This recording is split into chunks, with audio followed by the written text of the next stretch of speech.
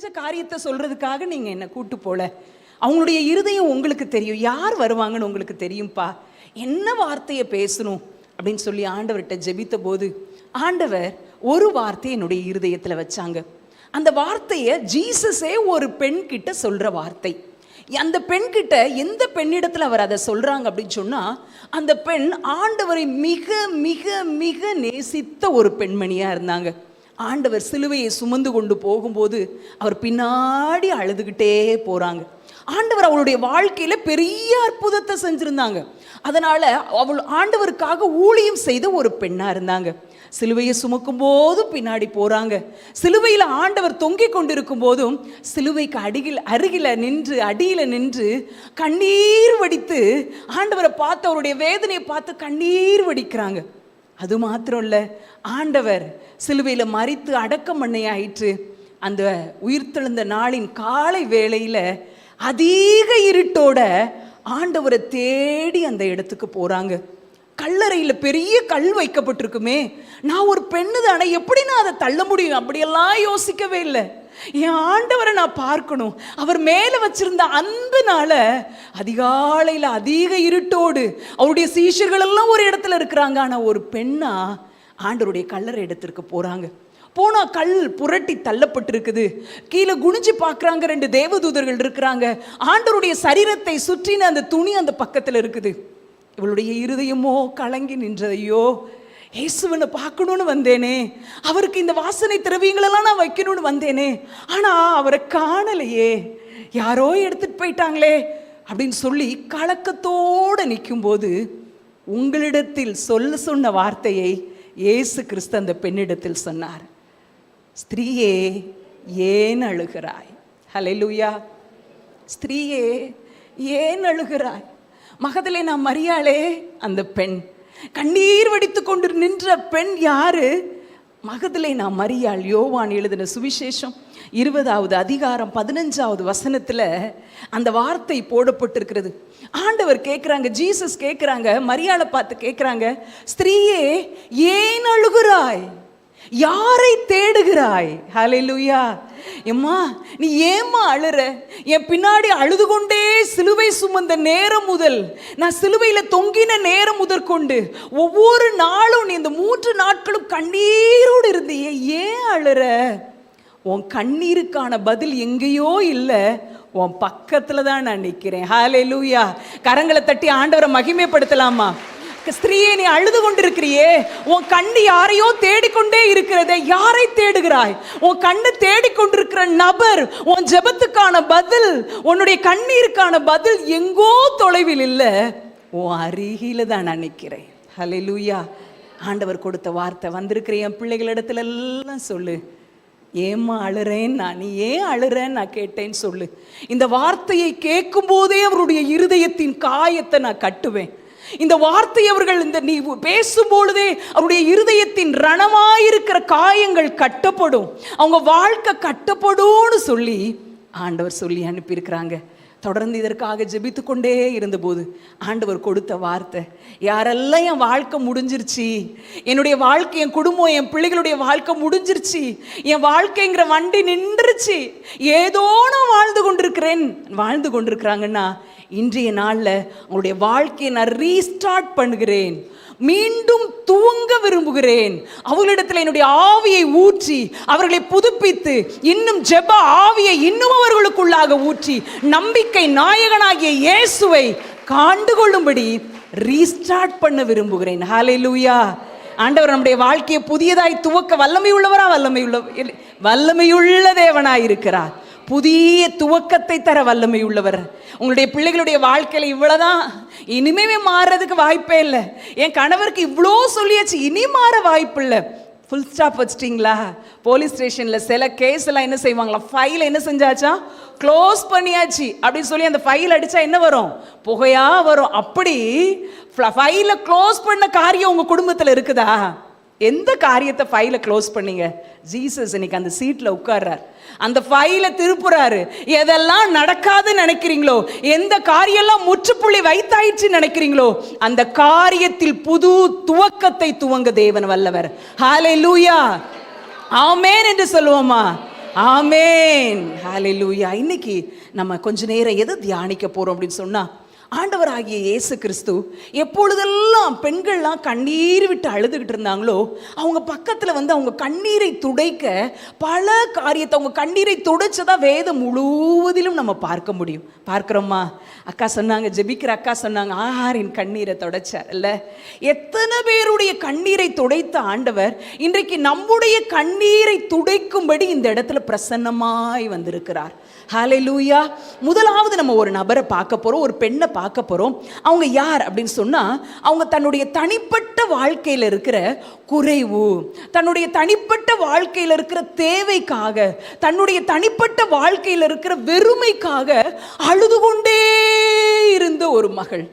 அவங்கள பத்தி அவங்க குடும்பத்தாருக்கு தெரியும், அவங்க இருக்கிற சமுதாயத்துக்கு தெரியும். ஓ, அவளுக்கு இந்த குறை இருக்குது, அவளுக்கு இந்த தேவை இருக்குது, இந்த பிரச்சனை இருக்குது. தனிப்பட்ட வாழ்க்கையில் இருந்த பிரச்சனையினால 4 சுவற்றுக்குள்ளாக வருடக்கணக்காக அழுது அழுது அழுது கொண்டே இருந்த ஒரு பெண். ஒருவேளை அந்த பக்கத்தை நான் திறக்கும் போதெல்லாம் எப்படி நினைப்பேன் அப்படின்னு சொன்னா, அந்த பக்கமே ஈரமா இருக்கிறத போல நினைப்பேன். அதுதான் 1 சாமுவேல் 1ஆம் அதிகாரம். அந்த பக்கத்தை திறந்தாலே அந்த பேஜ், பைபிள் இருக்கிற அந்த பேஜ் ஈரமாக இருக்கும். ஏன்னா அதில் போடப்பட்டிருக்கிறது, முதல் அதிகாரம் முழுவதும் போடப்பட்டிருக்கிறது அன்னாள் அழுதாள் என்று போடப்பட்டிருக்கும்.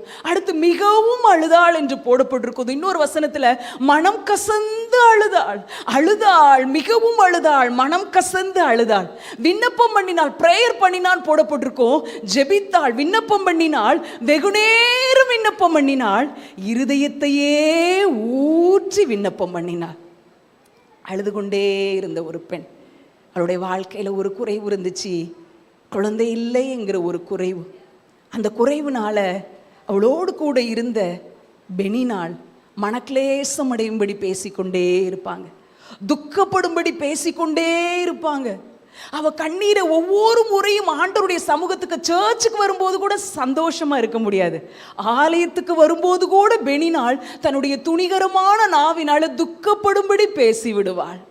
ஆலயத்துக்கு வந்து சந்தோஷமா இருக்கலாமே, வருஷத்துக்கு ஒரு முறை தானே எல்கானா பலியிடும்படி கூட்டு வர்றாரு, அங்கேயும் வந்து அன்னாளை கண்ணீர் சிந்தும்படி வைப்பதற்காக கூடவே ஒரு பெனினாள் இருந்தாள். ஆனாலும் வேதம் முழுவதிலும், அந்த அதிகாரம் முழுவதிலும் பார்க்க முடியுது, எல்கானா கிட்டையோ அல்லது பெனினாள் கிட்டையோ ஏன் இப்படி பேசுற அப்படின்னு சொல்லி ஒரு வார்த்தையும் வாய் திறந்து சொல்லாத ஒரு பெண்ணால் இந்த அன்னாள் காணப்படுறதுனால தான் இன்னைக்கு இவ்வளோ திரள் பெண்கள் கூடியிருக்கும் போது அவங்க பேசப்படுகிற ஒரு பெண்ணா இருக்கிறாங்க. ஹல்லேலூயா. அன்னாளுக்கு தெரியுமா? யோசிச்சு பாருங்க.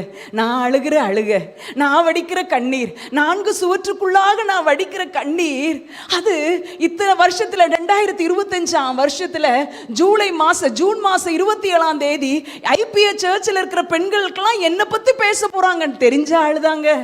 தெரிஞ்சிருந்தா அழுது வச்சாங்க, நல்லா அழுது வைப்போம். அப்பந்தான் மிகவும் அழுதாள், மனக்கசந்து அழுதாள்னு போடப்பட்டாதான் 3 பாயிண்ட் பேசுற கிடைக்கும் அப்படின்னு சொல்லி அழுதாங்க. ஒண்ணுமே தெரியாது, யாருக்குமே தெரியாது. அவங்க அழுக அவங்களுடைய கண்ணீரை அவங்களுடைய சேலை முந்தனையில தொடச்சி ஒவ்வொரு நாளும் கண்ணீர் வடிச்சிருப்பாங்க. அந்த தனிப்பட்ட தேவையை தேவன் பார்த்தார். ஹல்லேலூயா. இன்னைக்கு இங்க அமர்ந்திருக்கிற உங்களுடைய வாழ்க்கையில தனிப்பட்ட விதத்தில் ஏதாவது ஒரு காரியத்துக்காக நீங்கள் அழுது கொண்டே இருக்கிறீங்களா? உங்களுடைய தனிப்பட்ட பர்சனல் காரியம், இது நிமித்தம் வருகிற ஒரு நிந்தை, இது நிமித்தம் வருகிற ஒரு அவமானம், இது நிமித்தம் யாரையுமே நான் ஃபேஸ் பண்ண முடியாம நான் இருக்கிறேனே அப்படின்னு சொல்லி அழுது கொண்டே இருக்கிறீங்களா? ஆண்டவர் என்ன சொல்றாங்க தெரியுமா? உங்க கண்ணீர் அவரை களிப்பா மாற்றுகிற தேவனா இருக்கிறாரா?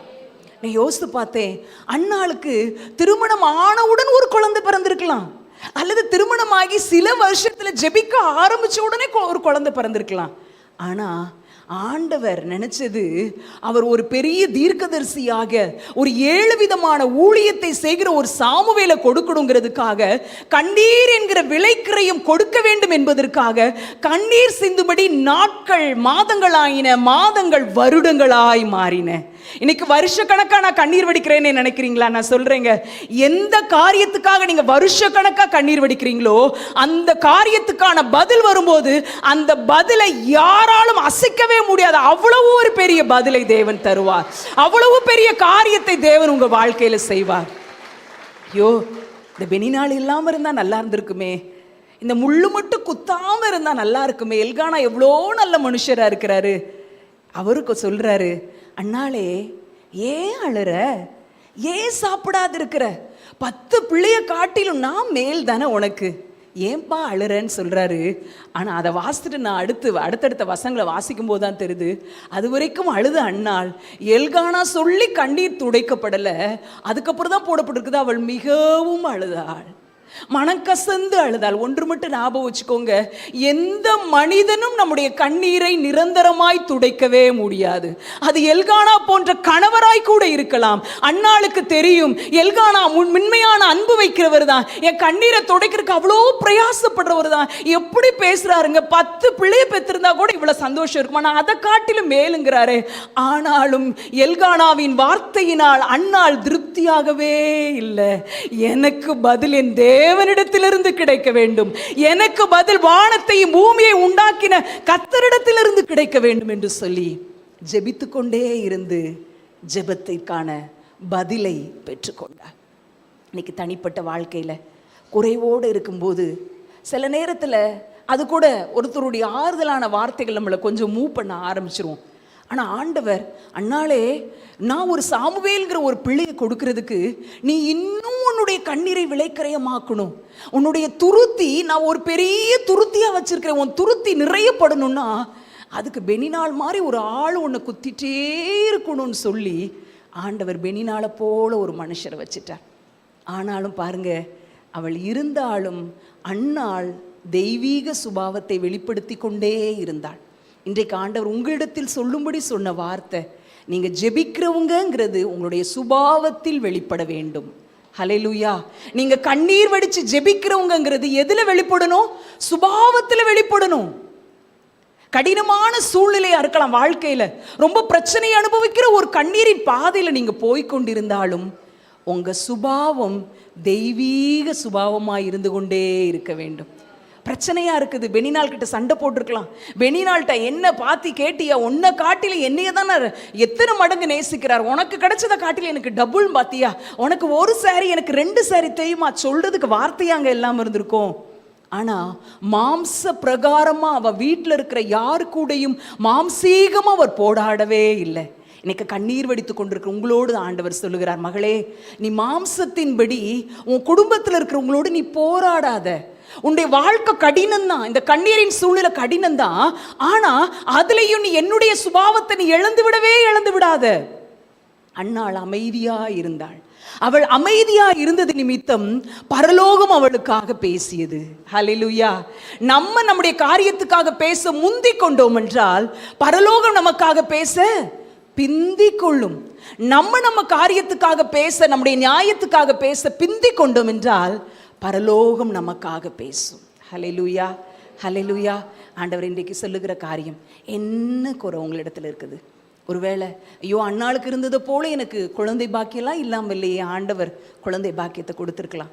ஆனால் அந்த மலட்டுத்தன்மை மாறணும்னு அண்ணாள் ஜெபித்தது போல நம்முடைய ஆவிக்குரிய மலட்டுத்தன்மை கூட நமக்கு இருக்கலாம்.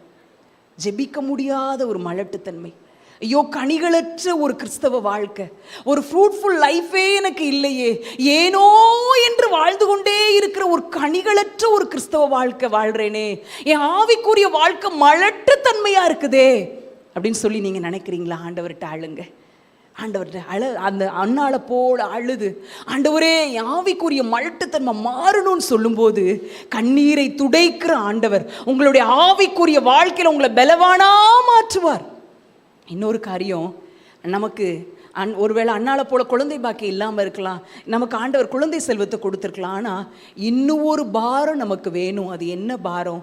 ஆண்டவரே நான் ஆவிக்குரிய பிள்ளைகளை பெற்றெடுக்கணுங்கிற பாரம் வேணும். ஆவிக்குரிய பிள்ளைகளை நீங்களும் நானும் பெற்றெடுக்க வேண்டும். ஆண்டவருக்குள்ள பிள்ளைகளை வழிநடத்தி கொண்டே இருக்க வேண்டும். ஆண்டவர்கிட்ட கேட்கணும், ஆண்டவரே நான் ஒருவரையாகிலும் ஆண்டவருக்குள்ள வழிநடத்த முடியலையே, என் சொந்த பிள்ளைகளை கூட நடத்த முடியாத ஒரு சூழ்நிலையில நான் இருக்கிறேனே, அப்படின்னு சொல்லி ஆண்டவர்கிட்ட மன்றாடி விண்ணப்பம் செய்து கேட்கும்போது ஆண்டவர் நமக்கு அற்புதம் செய்ய வல்லமை உள்ளவராக இருக்கிறார். நான் என் குடும்பம் அப்படின்னு வாழ்ற வாழ்க்கை மட்டும் கிறிஸ்தவ வாழ்க்கை இல்லை. ஆவிக்குரிய பிள்ளைகளை பெற்றெடுக்கணும். இந்த சபை யாரும் இல்லாத நேரத்தில் இந்த இடத்துல வந்திருக்குது. முதல் தலைமுறை கிறிஸ்தவர்களாய் இதில் இருக்கிற நிறைய பேர் முதல் தலைமுறை கிறிஸ்தவர்கள் தான். நம்ம ஒவ்வொருத்தரும் ஆவிக்குரிய பிள்ளைகளை பெற்றெடுக்கணும். அப்பதான் அடுத்த தலைமுறை இன்னும் இன்னும் ஆண்டவரை நேசிக்கிற ஒரு சந்ததி வரும்.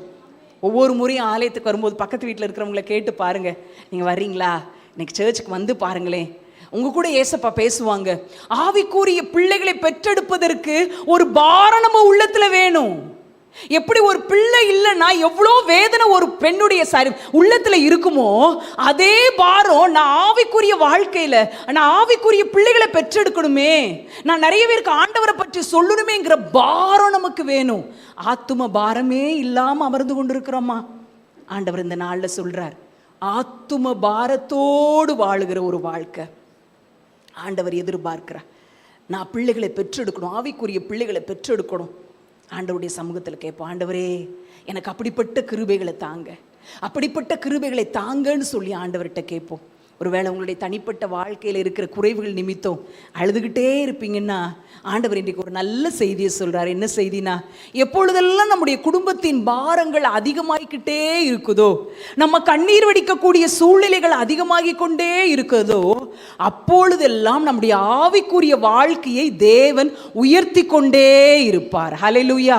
தராசு நம்ம பார்த்துருக்கோம்ல, தராசுல ஒரு பக்கத்துல பாரமான படிக்கல்ல வைக்க வைக்க வைக்க இன்னொரு தட்டு என்ன செஞ்சுட்டே போகும், உயர்ந்துகிட்டே போகும், மேலே ஏறிக்கிட்டே போகும். அதே மாதிரிதான் வாழ்க்கையின் பாரங்கள், வாழ்க்கையின் சூழ்நிலைகளினால, வாழ்க்கையில் இருக்கிற நம்முடைய தனிப்பட்ட வாழ்க்கையில் இருக்கிற குறைவுகளினால பாரங்கள் அதிகமாகி அதிகமாகி கண்ணீர் வடிக்கிற சூழ்நிலைகள் வந்து பாரத்தினால நீங்க உங்களுடைய இருதயம் தொய்ந்து போகும்போது தான் ஆவிக்குரிய வாழ்க்கை உயர்ந்து கொண்டே இருக்கும். அன்னாளுக்கு அப்படிதான் உயர்ந்து கொண்டே வந்தது. அவருடைய வாழ்க்கையின் பாரங்கள் அதிகமான போது அவருடைய கண்ணீர் ஜெபம் அதிகமானது. அவருடைய வாழ்க்கையில இன்னும் கிறிஸ்துவின் சுபாவத்தை வெளிப்படுத்துகிற காரியம் அதிகமானது. பெனினாள் அப்படின்னு சொன்னா என்ன அர்த்தமானா, முத்து அப்படின்னு அர்த்தமா, பேர்ல் அப்படின்னு அர்த்தமா. ஆனா பெனினாள் முத்தா மாறல, அண்ணால முத்தா மாற்றிட்டா. ஹல்லேலூயா, ஹல்லேலூயா. ஒருவேளை உங்க கூட இருக்கிறவங்க, இந்த முள்ளு இல்லாம இருந்தா நல்லா இருக்குமே, இந்த பிரச்சனை இல்லாம இருந்தா நல்லா இருக்குமே, இந்த நபர் இல்லாம இருந்தா நல்லா இருக்குமே, நான் நல்லா இருப்பேனே, ஆவிக்குரிய வாழ்க்கை நல்லா தான் போகுமே. நான் சொல்றேங்க, அந்த முள்ளு இல்லட்டா நீங்களும் நானும் ஜெபிக்கிறதுக்கு ஆண்டவர் சமூகத்துக்கு வர்றது ரொம்ப கஷ்டம்.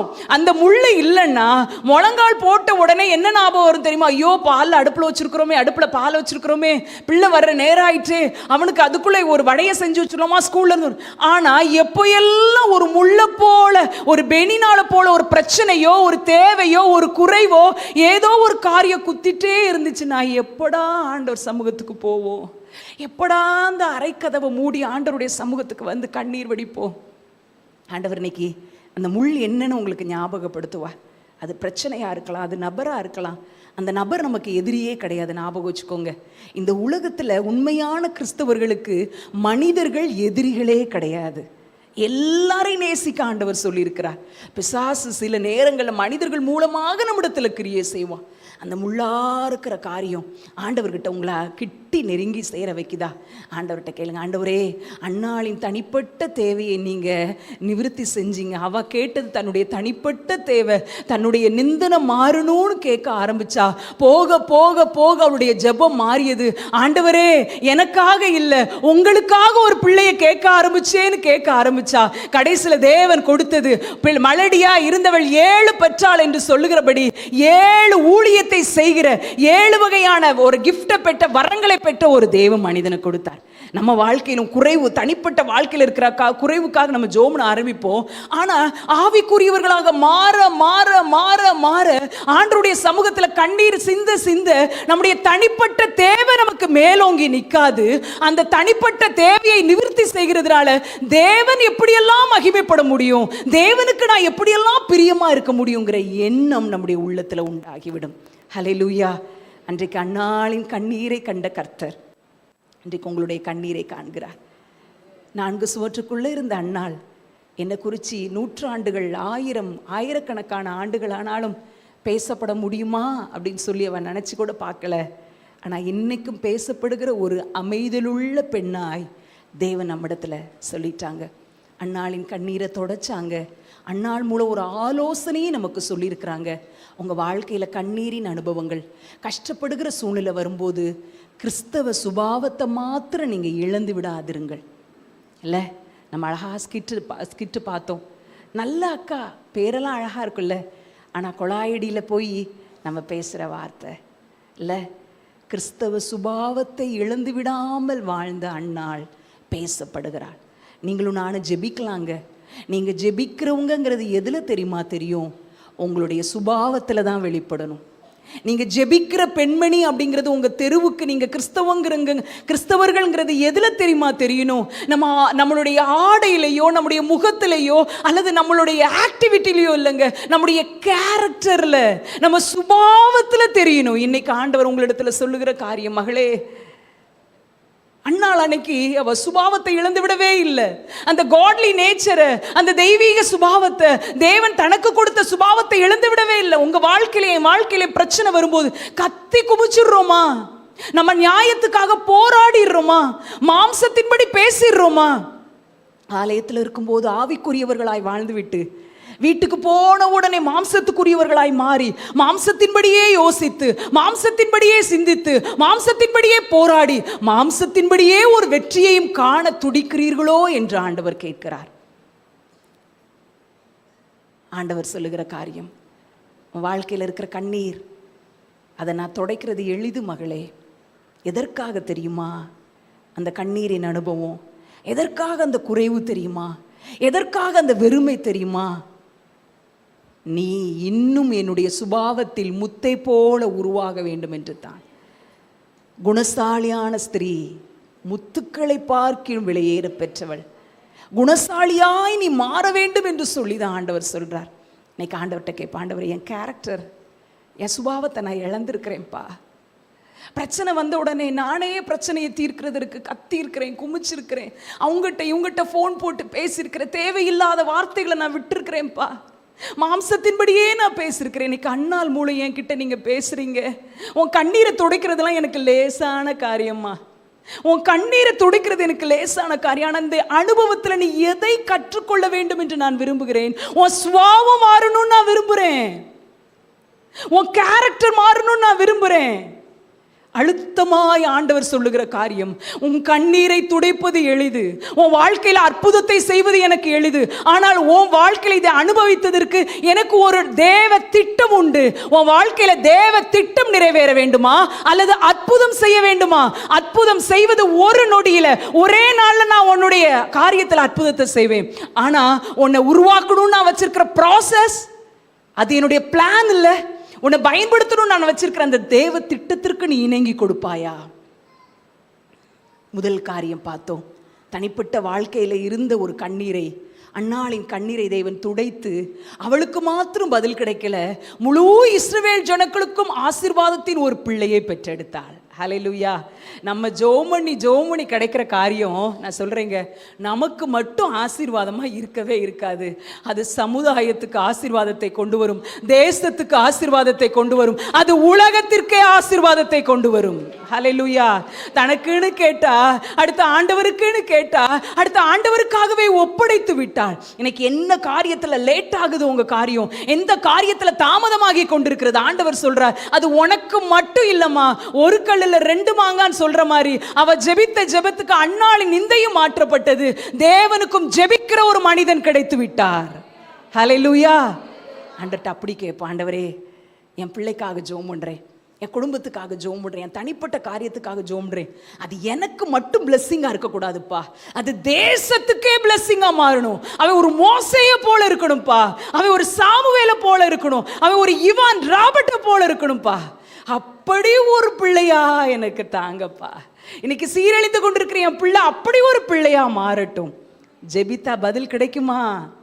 நிச்சயமாய் கிடைக்கும். இரண்டாவது காரியம், திடீரென்று வருகிற எதிர்பாராத ஒரு சூழ்நிலைகளினால நம்முடைய இருதயம் அப்படியே நம்முடைய வாழ்க்கை கண்ணீருக்குள்ள தள்ளப்பட்ட சூழ்நிலையில ஆண்டவர் ஒரு பெண்ணினுடைய கண்ணீரை எப்படி தொடச்சார் அப்படின்னு சொல்லி பார்க்க போகிறோம். அவங்க எங்கே இருக்கிறாங்க? ஆதியாகமம் 16வது அதிகாரத்தில் அவங்கள குறித்து போடப்பட்டிருக்குது. அடுத்து ஆதியாகமம் 21வது அதிகாரத்தில் அவங்க குறித்து போடப்பட்டிருக்குது. ரொம்ப எதிர்பார்ப்புகள் இருந்துச்சு. திடீர்னு எதிர்பாராத ஒரு சூழ்நிலையில் நடக்கிற ஒரு காரியம். அவங்க தான் ஆகார் அப்படிங்கிற ஒரு பெண், கண்ணீர் வடித்த ஒரு பெண். அவங்க ஒரு எகிப்து தேசத்தில் உள்ள ஒரு பெண்ணை, சாராளுக்கு அடிமை பெண்ணாக இருக்கிறாங்க. தேவனுடைய வாக்கு தத்தத்தின்படி பிறக்க வேண்டிய ஈசாக்கு சாராள் மூலம் பிறக்கிறார். ஆனாலும் இந்த ஒரு ஆண்டவருடைய நேச்சுரல் பிளான்ல இல்லாத ஒரு அம்மா போய் அழுகிற அழுகைக்கும் ஆண்டவருடைய கண் திறந்திருக்குது. நீர் என்னை காண்கிற தேவன் என்று சொல்லி ஆகார் ஆண்டவரை துதிக்கிறாள். ஹல்லேலூயா. ஆகாருடைய நிலையில் இன்றைக்கு நிறைய பேர் வந்திருக்கிறாங்கன்னு ஆண்டவர் உணர்த்தினார். என்ன நிலை? கைவிடப்பட்ட சூழ்நிலை, சொந்த குடும்பத்தால கைவிடப்பட்ட சூழ்நிலை, தள்ளப்பட்ட சூழ்நிலை, ஒதுக்கப்பட்ட ஒரு சூழ்நிலை, தனிமை. எல்லாரும் இங்க வீட்டில் இருக்கிறாங்க தான்மா. என் வீட்டில் என் பிள்ளைங்க இருக்கிறாங்க, பேர பிள்ளைங்க இருக்கிறாங்க, மருமக பிள்ளைங்க இருக்கிறாங்க, எல்லாரும் இருக்கிறாங்க. ஆனா நான் தனிமையா தான் நான் இருக்கிறேன். ஒரு தள்ளப்பட்ட ஒரு சூழ்நிலையில தான் இருக்கிறேன். ஒரு ஒதுக்கப்பட்ட ஒரு இடத்துல தான் இருக்கிறேன். அல்லது நான் நிறைய எதிர்பார்ப்புகளோடு நான் திருமண வாழ்க்கைக்குள்ள நுழைஞ்சேன். ஆனா என் கணவர் என்னை அப்படி நேசிக்கலையே. நான் ஒரு தள்ளப்பட்ட பாத்திரமா இருக்கிறேன். எப்படி அன்றைக்கு அதிகாலை வேளையில் ஆபிரகாம் அவரை எழுப்பி அப்பத்தையும் ஒரு வாட்டர் பாட்டில் தண்ணியையும் கொடுத்து போன்னு சொல்லி ஆதியாகமம் 21 அதிகாரத்தில் அனுப்பி வைக்கிறார். ஆகார் தன்னுடைய இளம் சின்ன பிள்ளையை கையில பிடித்து கொண்டு பெயர்சபாங்கிற அனாந்தரத்தை அலைந்து திரிகிறாள். எங்க போனோன்னு தெரியல. ஃப்ரம் அட்ரஸ் தெரியும், ஆகாருக்கு எங்க இருந்து கிளம்பணும்னு தெரியும், டூ அட்ரஸ் எங்க போறோன்னு தெரியாது. அழுது புலம்புற, ஐயோ தண்ணியில பாட்டில் இருக்கிற தண்ணி குறைஞ்சு போதே, பாட்டில் இருக்கிற தண்ணி காலியாக போகுது, என் பிள்ளைக்கு நான் தண்ணீர் கேட்டால் என்ன செய்வேன், என் பிள்ளை அழுகிறத நான் பார்க்க மாட்டேன்னு சொல்லி ஆகார் தனித்து விடப்பட்டவளாக கண்ணீர் வடிக்கிற அனுபவத்தோடு கண்ணீரோடு காணப்படுறா. அப்போ கர்த்தருடைய சத்தம் கேட்கப்படுது. சாராளின் அடிமை பெண்ணாகி ஆகாரே. நம்ம நினைக்கிறோம் ஆண்டவர்கிட்ட பேசிட்டே இருக்கிறவங்க கூட தான் ஆண்டவர் பேசுவார். நான் ஆண்டவர்கிட்ட தூரமாக இருக்கிறேனோ, என் குடும்பத்தின் சூழ்நிலை, என் வாழ்க்கையில் இருக்கிற பிரச்சனை எல்லாத்தையும் நான் பார்த்து நான் ஆண்டவரை விட்டே பின்வாங்கின ஒரு சூழ்நிலையில் நான் இருக்கிறேனே, என்கிட்ட அவர் பேசுவாரா, என் கண்ணீரை அவர் துடைப்பாரான்னு நினைக்கிறோம். அவர் சொல்றாரு, ஆகாரே ஆகாரே, பெயரை சொல்லி கூப்பிடுறாரியா. உங்களுடைய என்னுடைய பெயரை சொல்லி கூப்பிடுகிற ஒரு தெய்வம் உண்டு. அவர் அருகில் தான் இருக்கிறார். ஆகாரே என்று கூப்பிட்ட தேவன் எந்த நடு ராத்திரியில கணவனுடைய சூழ்நிலையை எண்ணி, கணவனுடைய பரிதாப நிலையை எண்ணி, பிள்ளைகளுடைய மோசமான நடத்தை எண்ணி கண்ணீர் வடித்து சிவற்றுப்புறமாக திரும்பி அழுறீங்களோ, அப்போ உங்க தோளை தட்டி உங்க பெயரை சொல்லி கூப்பிடுவார், ஆகாரே. ஒரு நீரூற்றை நான் வச்சிருக்கேன்ப்பா. நீ உன் கணவருக்காக அழுகிற காரியத்தில் ஒரு நீரூற்று உண்டு. உன் பிள்ளைகளுக்காக நீ கண்ணீர் வடிக்கிற காரியத்தில் அவங்க வாழ வைக்கும்படி ஒரு நீரூற்று உண்டு. அது வனாந்தரம் தான். வனாந்தரத்தில் நீரூற்று எப்படி உண்டாகும்? வனாந்தரத்தில் வழியை உண்டாக்குகிற தேவன், வனாந்தரத்தில் நீரூற்ற உண்டாக்குகிற தேவன். இன்னைக்கு ஆண்டவர் சொல்ற, வனாந்தரமா உன் வாழ்க்கை இருக்கா? எந்த பக்கம் போகணும், டூ அட்ரஸே இல்லையா, போகிறதுக்கு டூ அட்ரஸ் இல்லையே, நான் எங்க போவேன்? தனித்து விடப்பட்ட சூழ்நிலை, தனிமையின் அனுபவம், கைவிடப்பட்ட சூழ்நிலை, வேதனையோடு இருக்கிற அண்ணா ஆகார் அன்றைக்கு சொல்றாங்க, கடவுள் என்னையும் பார்க்கிறாரியா, என்னையும் பார்க்கிறாரியான்னு சொல்லி, என்னை காண்கிறவரே என்று சொல்லி ஆண்டவருக்கு வேதாகமத்தில் முதல்ல பெயரை வச்சாங்க. ஆண்டவர் சொன்ன காரியம். ஆகாரே 16வது அதிகாரத்தில் சொல்கிறாங்க, அவங்க கன்சீவ் ஆயிட்டாங்கன்னா அலட்சியமா என்றாங்கன்னு சொல்லி வீட்டை விட்டு வெளியே ஏற்றப்படுறாங்க. சொல்லும்போது ஆண்டவர் தேவதூதன் சொல்லுகிறார், உன் ஆட்சியார் இடத்துல போய் அடங்கி இரு. இன்றைக்கும் நம்முடைய குடும்ப வாழ்க்கை, நீங்கள் கூட்டு குடும்பத்தில் இருக்கலாம். நிறைய காரியத்தில் கூட்டு குடும்பத்தில் இருக்கும்போது ஒரு கைவிடப்பட்ட நிலை அல்லது பொருளாதாரத்தில் நெருக்கடியில் ஒன்றுமே சொல்ல முடியாத நிலையில் இருந்தாலும் ஆண்டவர் இன்றைக்கு உங்களுக்கு சொல்லுகிற காரியம், நான் உங்களை உயர்த்தும்படிக்கு ஒரு குறிப்பிட்ட காலத்தை வச்சிருக்கிறேன், உன் வாழ்க்கையை ஆசீர்வதிக்கும்படி ஒரு குறிப்பிட்ட நேரத்தை வச்சிருக்கிறேன், அது வரைக்கும் அவருடைய பலத்த கரத்துக்குள் அடங்கி இருக்க வேண்டும் என்று ஆண்டவர் சொல்லுகிறார். ஹல்லேலூயா. ஆண்டவருடைய பலத்த கரம் ஒன்று உள்ளது, அந்த கரத்துக்குள் அடங்கி இருக்க வேண்டும். என்னுடைய வாழ்க்கையில் படித்து முடிச்சு காலேஜ் போகணும், டீச்சர் ட்ரைனிங் படிக்கணும் அப்படின்னு இருக்கிற நேரத்தில் எதிர்பாராத விதமாக ஒரு பெரிய கண்ணீரின் பாதை, எதிர்பார்க்கவே இல்லை, சந்தோஷமாக நம்ம காலேஜ் போகணும் அப்படின்னு நினச்சிட்டு இருக்க நேரத்தில் என்னுடைய தாய் ஆரோக்கியமாக இருந்த என்னுடைய தாய் படுத்த படுக்கையாயிட்டாங்க. அவங்கள கவனிக்கணும் அப்படின்னு சொன்னால் 17 வயது 18 வயது நிரம்பி நான் தான் கவனிக்கணும். அப்போ கவனிக்கணும் அப்படிங்கும்போது படிக்கிறதுக்கு எங்கேயுமே போக முடியாத ஒரு சூழ்நிலை, படுத்த படுக்கையாக இருந்த அவங்கள நான் ஒவ்வொரு முறையும் பார்க்கும்போது, என்னோட கூட சேர்ந்து படித்த +2 படித்தவங்க மார்க் கம்மியாக எடுத்தவங்கெல்லாம் காலேஜுக்கு போகிறத சூழ்நிலையை பார்க்கும்போது நான் அழுவேன், ஆண்டவர்கிட்ட அழுவேன். எனக்கு வேற ஒன்றும் ரொம்பலாம் பெருசாக ஜெபிக்கவே தெரியாது, சிறு பிள்ளையை போல் ஆண்டவர்கிட்ட அழுவேன், ஒவ்வொரு நாளும் அழுவேன். அழ மட்டும்தான் தெரியும், ஏசப்பா நான் படிக்கவே போக முடியாதா, என் வாழ்க்கை இனிமேட்டு மாறவே மாறாதா.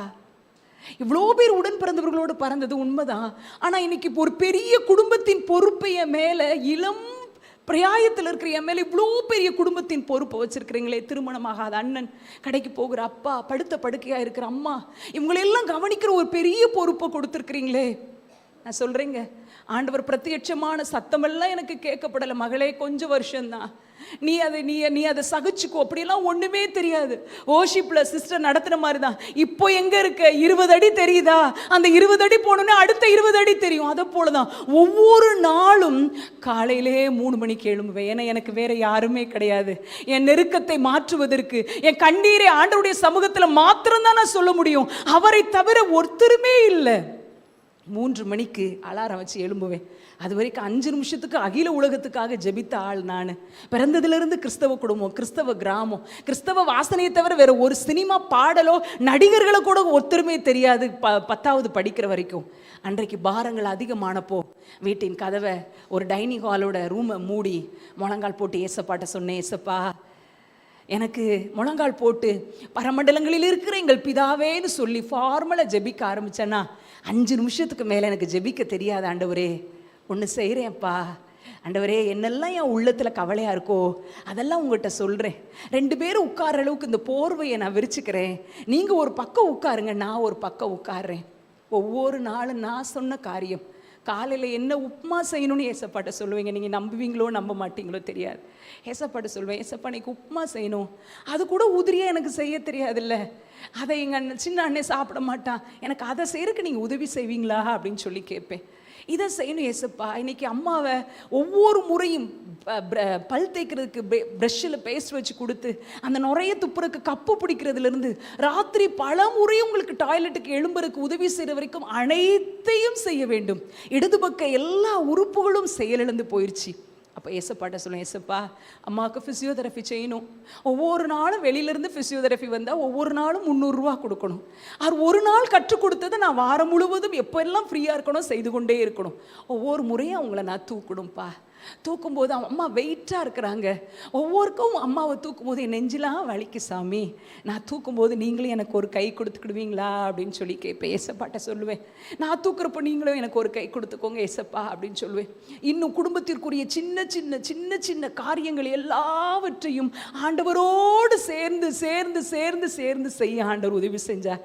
நான் சொல்லுவேன், அதுதான் அவருடைய பலத்த கரம். அன்னைக்கு எனக்கு தெரியாது, நம்ம ஊழியத்துக்கு வருவோம், நமக்கு ஊழியம் செய்கிற ஒரு மாப்பிள்ளை திருமணம் பண்ணி கொடுப்பாங்க, ஆண்டவர் ஊழியம் செய்கிற கிருபையையும் அபிஷேகத்தை நமக்கு தருவார். யாருனே தெரியாம இந்த இடத்துல கூடி இருக்கிற ஆயிரக்கணக்கான பெண்கள் முன்னாடி ஆண்டவர் நிறுத்துவார். எனக்கு 2 பேர் முன்னாடி கூட நின்று பேசுறதுக்கு எனக்கு தைரியம் இருக்காதம்மா. நான் 12வது வரைக்கும் படித்து வருடக்கணக்காக கிட்டத்தட்ட 8 ஆண்டுகள் வீட்டுக்குள்ளாக அவருடைய பலத்த கரத்துக்குள்ள அடங்கிரு என்ற வசனத்தை கூட, இந்த காரியம் தான், இந்த ப்ராசஸ் தான் என் வாழ்க்கையில நடக்குன்னு கூட தெரியாம ஒவ்வொரு நாளும் ஆண்டவர்கிட்ட கேட்பேன், எப்படி சாம்பார் வைக்கணும்னு எனக்கு தெரியாதப்பா, எப்படி இதை செய்யணும்னு தெரியாதே, எப்படி பேசணும்னு தெரியாதே, இதெல்லாம் எனக்கு கற்றுத்தாங்க ஆவியானவரே. இப்போது இருக்கிறத போல யூடியூபோ சோஷியல் மீடியாவோ இல்லை, அநேக புத்தகங்கள் கூட இல்லை, டிவியில கூட காலையில் கொஞ்ச நேரம் தான் அந்த கிறிஸ்தவ ப்ரோக்ராம் வரும். அப்போ அனுதின அன்றாட வேலை செய்கிறதையெல்லாம் ஜபமாக மாற்றினேன். வீட்டை பெருக்கும் பொழுது ஜோமனும், ஏசப்பா நேற்று பெருக்கின வீடு தான் இன்னைக்கு மறுபடியும் அழுக்காயிருச்சு, அதே மாதிரி தான் நேற்று எவ்வளோ நேரம் நான் அழுது ஜோமுன்னேன், மறுபடியும் என் இருதயத்தில் சில பாவ எண்ணங்கள் வந்துருச்சு ஏசப்பா, வாலிபத்திற்குரிய இச்சை என் உள்ளத்தில் வந்துருச்சு ஏசப்பா, என்னைய இன்னைக்கு நான் வீட்டை பெருக்கிற மாதிரி மறுபடியும் என் இருதயத்தை கழுவிருங்க ஆண்டவரேன்னு சொல்லி ஜெபிப்பேன். பால் பாத்திரத்தெல்லாம் தேய்க்கும் போது, பாத்திரத்தை விளக்கும் போது, பால் பாத்திரத்தில் அது ஒரு ரொம்ப ஸ்ட்ராங்காக கரை ஒட்டி இருக்கும்போது அந்த இரும்பு கம்பினாரை எடுத்து தேய்க்கும் போது சொல்வேன், ஏசப்பா இதே மாதிரி தான் என் இருதயத்தில் இந்த ஒரே ஒரு காரியம் இரும்பு கம்பினாரை வச்சு தேய்க்கிற மாதிரி கரையாக இருக்குப்பா, எனக்கு வலிச்சா கூட பரவாயில்ல ஏசப்பா, இதை நீங்கள் தேய்ச்சி எடுத்துருங்க ஏசப்பா அப்படின்னு சொல்லி ஜோமுனுவேன்.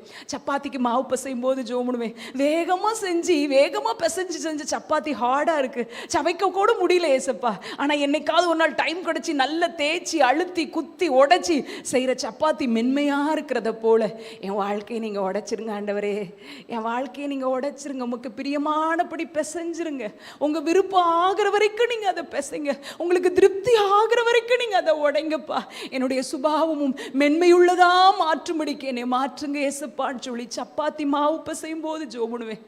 வெங்காயத்தை உரிக்கும் போது, அதை வெட்டும் போது ஜோனுவேன், ஐயோ பாருங்க இப்போ இந்த ஒரு கிலோ 40 ரூபான்னு வாங்குற ஒரு வெங்காயத்துக்கு கூட வெங்காயத்தை வெட்டினோடனே என் கண்ணிலேருந்து கண்ணீர் வருது, ஆனால் நிறைய நேரத்தில் ஜெபிக்கும் போது வரலையே ஆண்டவரே, வெங்காயத்தை உரிக்கிறதுல இருந்து சின்ன சின்ன காரியங்களுக்கும் ஏசப்பாட்ட என்னுடைய இயலாமையை நான் சொல்லுவேன். நான் கோவப்படுறேன் ஏசப்பா, எங்கள் அம்மா மேலே டெய்லி ரோபோ மாதிரி நான் வேலை செஞ்சுட்டே இருக்கிறதுனால, அவங்களுக்குரிய காரியத்தெல்லாம் செய்கிறதுனால எனக்கு ரொம்ப எரிச்சல் ஆகுது ஏசப்பா, எனக்கு எப்படி நீங்கள் தான் செய்யணும், என்னுடைய சின்ன சின்ன காரியங்களையும் ஆண்டவர்கிட்ட சொல்லிக்கொண்டே இருந்தேன். அவர் அந்த 8 ஆண்டு காலம் என்னை உருவாக்கினார் என்பதை நான் திட்டமும் தெளிவுமாய் சொல்ல முடியும். ஹல்லேலூயா. அடங்கி இருக்கணும்னு ஆண்டவர் வச்சிருப்பாருங்க. நம்ம நினைக்கலாம் நம்ம ஃப்ரீயா இருந்தா நல்லா இருக்குமே, நம்ம எல்லாவற்றையும் ஃப்ரீயா அனுபவிச்சா, தேவைக்கு அதிகமான பணம் இருந்துச்சுன்னா, என் பிள்ளைங்க நான் விரும்புறதை காட்டில சூப்பரா இருந்தாங்கன்னா, என் குடும்பத்தில் உள்ளவங்க என்னை தங்க தட்டில் வச்சு தாங்கினாங்கன்னா, எல்லாமே என் வீட்டுக்காருக்கு சூப்பரா வேலை கிடைச்சிச்சுன்னா, நாங்கள் விரும்புகிற காரை உடனே வாங்கினா, என் பிள்ளைக்கு விரும்புகிற காலேஜில் உடனே இடம் கிடைச்சுன்னா சூப்பரா இருக்குமே, சூப்பரா தாங்க இருக்கும் கொஞ்ச நாளைக்கு. ஆனா வாழ்க்கை முழுவதும் கர்த்தருடைய சுபாவத்தை நீங்க வெளிப்படுத்தணும்னு சொன்னா, ஏற்ற காலத்தில் அவர் உயர்த்தும் வரைக்கும் அவருடைய பலத்த கரத்துக்குள் அடங்கி இருங்கள். ஒரு நாள் முடியாத அம்மாவுக்கு வயிறு சரியில்லாமல் போய் லூஸ் மோஷன் ஆகுது. என்னெல்லாம் செய்யணும்னா அந்த இடத்த தொடச்சி எடுக்கணும், அவங்கள குளிச்சு விடணும், அந்த போட்ட நைட்டியை துவைக்கணும், மறுபடியும் உட்கார வைப்பேன். 3ஆவது முறை செய்யும்போது கோமா வந்துச்சு எனக்கு. சொன்னேன் எங்கள் அம்மாட்ட, பாத்ரூம்லேருந்து கூட்டிகிட்டு வந்து சொல்கிறேன், எம்மா எதனாலும் முதல்ல சொல்ல மாட்டிங்களா அப்படின்னு சொல்லி என் கையுடைய இருகளான ஒரு பிடிப்பை அவங்க கையை பிடிச்சி சோஃபாவில் வேகமாக உட்கார வைக்கிறேன். அம்மாவுக்கு உடனே பேச முடியாது, வாய் கோணிட்டு இருக்கும், கண்ணில் இருந்து கண்ணீர். ஐயோ என் பிள்ளைக்கு நான் பாரம் ஆயிட்டேனே, பேச முடியாது, உடனே பேச முடியாது, கண்ணிலேருந்து கண்ணீர், ஐயோ என் பிள்ளைக்கு நான் பாரம் ஆயிட்டேனே. நான் அதை பார்த்தும் பார்க்காதம போய் ஒரு வாசல் பக்கத்தில் ஒரு சின்ன கிணறு இருக்கும், அதில் அந்த அழுக்கு நைட்டியை துவைச்சி காய போட்டு அந்த இடத்த சுத்தம் பண்ணி அவங்கள குளிச்சு வேறு ஒரு ஆடை போட்டு உட்கார வச்சுருக்கிறேன். 4ஆவது முறையும் அதே போல் ஆக போது நான் அந்த ட்ரெஸ்ஸை துவைச்சிட்டு நான் வீட்டுக்குள்ளே வர்றேன். வீட்டில் சர்ச்சில் கொடுத்த ஒரு மந்த்லி கேலண்டர் ஷீட் ஒன்று தொங்கிட்டு இருக்கும். அதில் நான் உள்ளே வரும்போது கரெக்டாக ஒரு வசனம் எனக்கு நேராக வருது. கொலோசையர் 3ஆம் அதிகாரம் 24ஆம் வசனம். நீங்கள் எதை செய்தாலும் அதை மனுஷருக்கென்று செய்யாமல் கர்த்தருக்கென்று நல்மனதோடே செய்யுங்கள் அப்படிங்கிற வசனம் எனக்கு நேராக வருது. அந்த உடனே என் இருதயத்தில் ஒரு வலி வந்தது போல் இருக்குது. ஏசப்பா தான் பேசுகிறாங்கன்னு தெரியுது. பக்கத்தில் இருக்கிற ரூமில் உட்கார்றேன். உட்கார்ந்தோடனே உள்ளத்திலிருந்து பலமாய் கிறிஸ்துவினுடைய உணர்வு என் உள்ளத்தில் வருது. சத்தத்தை நான் கேட்கல, ஆண்டவர் தெளிவாக என் உள்ளத்தில் உணர்த்துறாரு. மகளே எபன், அந்த இடத்துல உன்னோட அம்மா இருக்கிறதுனால தானே உனக்கு கோபமும் எரிச்சலும் வருது. அந்த இடத்துல நான் இருக்கிறேன் நீ நினச்சிக்கிறியா அப்படின்னு ஆண்டவர் சொல்கிறாங்க. எதை செய்தாலும் அதை மனுஷருக்கென்று செய்யாமல் கர்த்தருக்கென்று மனப்பூர்வமாய் செய்யுங்கள். அந்த இடத்துல உன் அம்மா இருக்கிறதுனால தானே ஒரு கோபம் எரிச்சல் கசப்பு வருது. நான் இருக்கிறேன்னு நினச்சிக்கோன்னு சொன்ன உடனே என் இருதயம் சுக்குநூறாக உடஞ்சிச்சு. முழங்கால் அந்த இடத்துல போட்டேன், அந்த கட்டில் கிட்ட முழங்கால் போட்டு சொன்னேன், ஏசப்பா நீங்கள் என்ன நம்பி இருக்கிறீங்க. எங்கள் வீட்டில் 5 பேர். நான் 2ஆவதாவோ 3ஆவதாவோ பிறந்த எப்பயோ நான் திருமணமாகி போயிருப்பேன். நான் கடைசியாக பிறந்ததான் எங்கள் அம்மாவை நான் பார்ப்பேன்னு சொல்லி கடைசியாக பிறக்க வச்சு பெரிய பொறுப்பை எனக்கு கொடுத்துருக்குறீங்க. எனக்கு கொடுத்த பொறுப்பை நான் நான் அதை செய்யாம விட்டேன் ஏசப்பா, எனக்கு மன்னிங்க ஏசப்பா அப்படின்னு சொல்லி அந்த இடத்துல இருந்து அழுதேன். ஒருவேளை இன்னைக்கு இதில் உட்கார்ந்துருக்கிறவங்க நம்ம நினைக்கலாம், நான் ஏன் இத்தனாவது பிறந்தேன், நான் ஏன் இந்த குடும்பத்தில் வந்து வாக்கப்பட்டேன், நான் ஏன் இந்த வீட்டில் வந்து பிறந்தேன், எனக்கு ஏன் இப்படி ஒரு கணவர் நினைக்கலாங்க. ஆனால் தேவனுடைய பூரண திட்டம் உங்கள் வாழ்க்கையில் இருந்துச்சுன்னா சரியானபடி அவர் காரியங்களை செய்ய வல்லவர். அவரிடத்தில் அன்பு கூறுகிறவர்களுக்கு சகலமும் நன்மைக்கு ஏதுவாக நடக்கிறது. ஏதோ ஒரு கேள்வியோடு வந்திருக்கிறீங்களா, நான் இந்த வீட்டில் பிறந்தது தான் தப்பு, இவரை கல்யாணம் பண்ணதான் தப்பு, இப்படி பிள்ளை பிறந்துருச்சு, இந்த ஊருக்கு வந்தது, இப்படி ஒரு வீட்டுக்கு வந்து கல்யாணம் பண்ணது இல்லவே இல்லைங்க. நீங்கள் தேவனிடத்தில் அன்பு கூறுகிறவர்களாக இருந்தால் நான் சொல்றேங்க, தேவனுடைய பலிபீடத்தில் என்று சொல்லுகிறேன், 100க்கு 100% தேவ சித்தத்தின்படி தேவன் நியமித்த இடத்துல, தேவன் நியமித்த கணவருக்கு, தேவன் நியமித்த குடும்பத்துக்கு தேவன் உங்களை வைத்திருக்கிறார் என்பதை பூரணமாய் நம்புங்கள். அந்த விசுவாசம், அந்த நம்பிக்கை இல்லைனா கடைசி வரைக்கும் நம்ம குடும்ப வாழ்க்கை ஆட்டம் கண்டுகிட்டே தான் இருக்கும். நம்ம கணவரை பார்க்கும்போது இது தேவன் எனக்கு கொடுத்த கணவர், குறைவு இருக்கும். உங்ககிட்ட குறைவு இல்லையா, என்கிட்ட குறைவு இல்லையா, எல்லாமே பெர்ஃபெக்ட்டா ஒரு மேட்சை தான் ஆண்டவர் தரணும்னு நினைச்சா எங்கெங்க போவ? இல்ல, 2 பூரணமற்றவர்களை தான் தேவன் திருமணத்தில் இறைத்து ஒவ்வொருவரையும் பூரணப்படுத்துகிற தேவனாய், பூரணத்துக்கு நேராய் அழைத்து செல்லுகிற தேவனாய் இருக்கிறார். ஆண்டவர் இந்த காரியத்தை கற்றுக் கொடுத்தாங்க. கற்றுக் கொடுத்த உடனே அடுத்த 4வது முறையும் அப்படியே லூஸ் மோஷன் ஆகுது. அந்த அழுக்கான கால்களில் கையை வச்சு தேய்ச்சி கப்பை வச்சு தண்ணி ஊத்துறேன். அப்போ என் உள்ளத்துக்குள்ள ஒரு சந்தோஷம் எப்படி வருதுன்னா, இது எனக்காக கால்களில் செருப்பு கூட இல்லாமல் கொல்கதா மலைக்கு சிலுவை சுமந்து சென்ற இயேசு கிறிஸ்துவினுடைய பாதங்கள் அப்படின்னு சொல்லி நான் என்னையும் அறியாமல் அப்படி ஒரு உள்ளத்தில் ஒரு எண்ணம். நான் சொல்கிறேன், அது நடந்து கிட்டத்தட்ட 25 வருஷத்துக்கு மேலாச்சு. ஆனால் இன்னைக்கும் அந்த போல ஒரு சந்தோஷத்தை, அந்த நொடி பொழுதுல என் உள்ளத்தில் வந்து பொங்கி வழிந்த சந்தோஷத்தை போல பெரிய சந்தோஷத்தை நான் இன்னைக்கு வரைக்கும் அனுபவிக்கலைங்க. அப்படி ஒரு சந்தோஷம். எப்பொழுதெல்லாம் ஆண்டவருடைய வார்த்தைக்கு நீங்களும் நானும் கீழ்ப்படுகிறோமோ, அது கடினமான காரியமாக இருக்கலாம், அது செய்ய முடியுமா நினைக்கிற காரியமாக இருக்கலாம், அது ஏற்றுக்கொள்ள முடியுமா, இதில் நான் நிலைச்சு இருப்பேனா நம்ம நினைக்கலாம். ஆனால் ஆண்டவர் ஒரு காரியத்தை சொல்லிட்டாருன்னா அப்படியே நீங்கள் கீழ்ப்படிஞ்சு பாருங்க, உங்க வாழ்க்கையில வருகிற ஆசீர்வாதத்தை அளவிடவே முடியாது. ஹல்லேலூயா. ஆண்டவர் இன்னைக்கு ஒருவேளை பெரியவங்களை கவனிக்கிற பொறுப்புல உங்களை வச்சிருக்கலாம். ஏன் இவ்வளோ பேர் இல்லையா, நான் மட்டும் தான் இதை கவனிக்கணுமா? ஏசப்பா உங்க மேல அன்பா இருக்கிறாரு. அவர் நினைக்காரு, என் பிள்ளை தான் அதை கவனிப்பா, என் பிள்ளை தான் அவளை பொறுப்பாக பார்த்துக்கிடுவா அப்படின்னு சொல்லி ஏசப்பா நினைக்கிறாங்க. உங்ககிட்ட ஒரு கடினமான பொறுப்பை கொடுத்துருக்குறாங்களா? ஒருவேளை உங்கள் பிள்ளைகளால் சுயமாய் செய்ய முடியாத ஒரு பலவீனப்பட்ட ஒரு பிள்ளையை ஆண்டவர் உங்களுக்கு கொடுத்துருக்குறாங்களா? அல்லது குடும்பத்தில் நெருக்கடியான குடும்பத்தில் போய் நான் வசதியாக வாழ்ந்தேனே, என் குடும்பத்தில் ஒரு குறைவும் இல்லாமல் என் பெற்றோர் என்னை நடத்தினாங்களே, எனக்கு ஒன்றுமே நான் கேட்டால் எனக்கு 2 கிடைக்குமே, அப்படிப்பட்ட ஒரு குடும்பத்தில் தானே நான் இருந்தேன், இன்னைக்கு நான் இருக்கிற குடும்பம் இப்படி இருக்குதே. ஏசப்பா உங்களை நம்புறாருங்க, உங்களை நம்புறாரு. அந்த குடும்பத்துக்கு ஒரு மிஷினரியா உங்களை கூட்டிட்டு வந்திருக்கிறாரு. எங்க குடும்பம் எவ்வளவு ஆவிக்குரிய குடும்பம் இல்ல, என் குடும்பத்துல நாங்க எப்படி ஜெபம்லாம் இருக்குமே, ஐயோ இந்த குடும்பத்துல ஒண்ணுமே இல்லையே, எப்போ பார்த்தாலும் சினிமா சத்தம் தானே கேட்குது, கர்த்தருக்கு பயப்படுகிற பயம் இல்லையேன்னு சொல்லி கலங்கி தவிக்கிறீங்களா? ஏசப்பா அந்த இடத்துக்கு, அந்த வீட்டுக்கு உங்களை மிஷினரியா கூட்டிட்டு வந்திருக்கிறேன்னு இன்னைக்கு சொல்றாங்க. நாங்க மிஷினரியா ஒரு கிராமத்துக்கு பணித்தளத்துக்கு கடந்து செல்றது போல உங்க குடும்பம் என்கிற பணித்தளத்தை கொடுத்திருக்கிறார். ஒருவேளை பெரிய பெரிய முந்தைய காலத்துல அந்த மிஷினரிகள் காட்டு மிராண்டிகள் இருக்கிற தீவுகளுக்கு போனாங்க, அதே போல காட்டு மிராண்டி போல என் குடும்பத்துக்குள்ளே வீட்டுக்குள்ள இருக்கிறாங்க. அப்ப கட்டாயம் அது மிஷினரி பணித்தளம் தான். ஹல்லேலூயா. யாரெல்லாம் மிஷினரி பணித்தளத்துல இருக்கிறீங்க? ஐயோ இந்த மனுஷனா மிஷினரின்னா காட்டு மிராண்டிகளை பார்த்து தான் போகணும். ஆண்டவர் உங்களை மிஷினரியா வச்சிருக்காருன்னா எப்படிப்பட்ட மனுஷர்களை கூட வச்சிருப்பாங்க. ஆனா அவங்க நமக்கு எதிரி கிடையாது, ஞாபகம் வச்சுக்கணும்.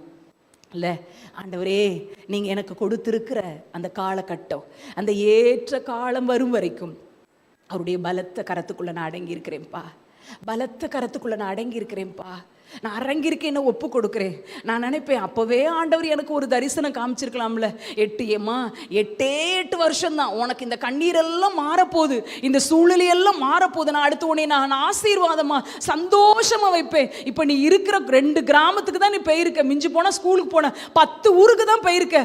ஆனால் பாரு, இந்த 8 வருஷ கண்ணீரின் அனுபவம் முடிஞ்ச உடனே உன்னைய தமிழ்நாட்டுக்குள்ள இருக்கிற ஊருக்கெல்லாம் கூட்டு போறேன், கிணத்து கடவுங்கிற ஊருக்கெல்லாம் உன்னை கூட்டு போறேன்.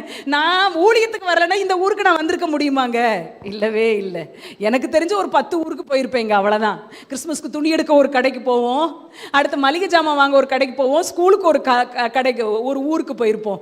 ஆனா அவர் அன்னைக்கு என்கிட்ட சொல்லவே இல்லைங்க, மகளே 8 வருஷம் தான், ப்ளீஸ் கூல் டவுன் என்னை ஒண்ணுமே சொல்லல. இன்னைக்கு நீ எங்க இருக்க? 20 அடி உனக்கு தெரியுதா? போது இன்னைக்கு நான் உன்னை நடத்தினா, இன்னைக்கு என் வசனத்தை நான் உனக்கு தந்தனா, இன்னைக்கு நான் உன்னை ஆறுதல் படுத்தினா, நாளைய தினம் என்னுடையது, அதை நான் திரையிட்டு வச்சிருக்கிறேன். நாளைய தினத்தை திரைய விலைக்கு நீ பார்க்காத. உன் கண்ணீரை நான் துடைத்து உன்னை அழுகையின் பள்ளத்தாக்க நீரூற்றான உன்னை மாற்றி கொண்டு போவேன். ஹல்லேலூயா. அன்றைக்கு ஆகாரின் அனுபவம் இன்னைக்கு உங்களுடைய அனுபவமாக இருக்கிறதோ? 2 முந்தானத்துக்கு ஒரு தங்கச்சி ராத்திரி ஃபோன் பண்ணா, 11:30 ஃபோன் பண்ணா, அக்கா இன்னும் எங்கள் வீட்டுக்கார் வரலை. டெய்லி கிறிஸ்தவ குடும்பம், டெய்லி செகண்ட் ஷோ சினிமாவுக்கு போயிடுவார், 2:30 மணிக்கு வருவார். எங்கே போயிருக்காருன்னு கேட்க முடியாதுக்கா. அவர் குடிச்சிருக்கிறாரான்னு கிட்ட போய் ஷர்ட்டை கூட அவர் ஸ்மெல் கூட பண்ண முடியாதுக்கா. பிள்ளைகள் ஒரு நாள் வாரத்தில் சீக்கிரம் வரலாம், சண்டே வேலையை முடிச்சுட்டு, அன்னைக்கும் நண்பர்களோடு சேர்ந்து சினிமா.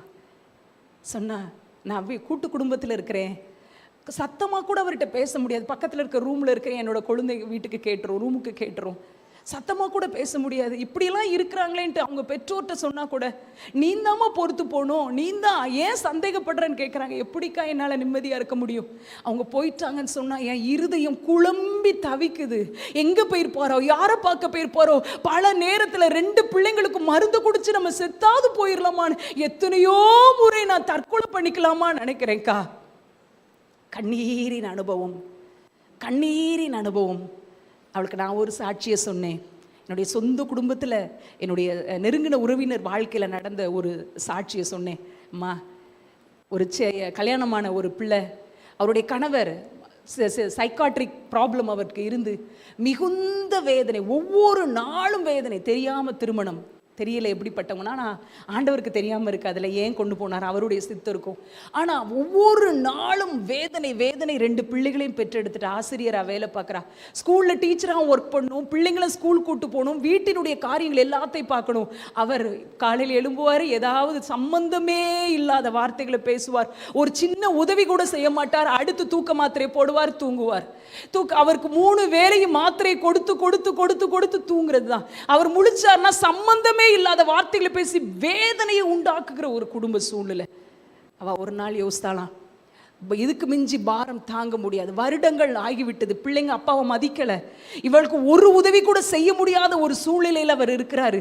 ஒவ்வொரு நாளும் வேதனை, கெட்ட வார்த்தைகள், இதெல்லாம் கேட்டு ஒரு நாள் இரவு கதவை மூடுனா, ஆண்டவர்கிட்ட கத்தி ஜெபம் பண்ணாலாம், என்னால இத்தனை வருஷம் நான் செஞ்சுட்டேன் ஏசப்பா, இனி என்னால வாழ முடியாது, என்னால தாக்கு பிடிக்க முடியாது, நான் டைவர்ஸும் பண்ண முடியாது, நான் தற்கொலையும் பண்ண முடியாது, நீங்க கொடுத்த வாழ்க்கை, நீங்க என்ன செய்வீங்கப்பா, நீங்க தான் எனக்கு ஏதாவது செய்யணும்.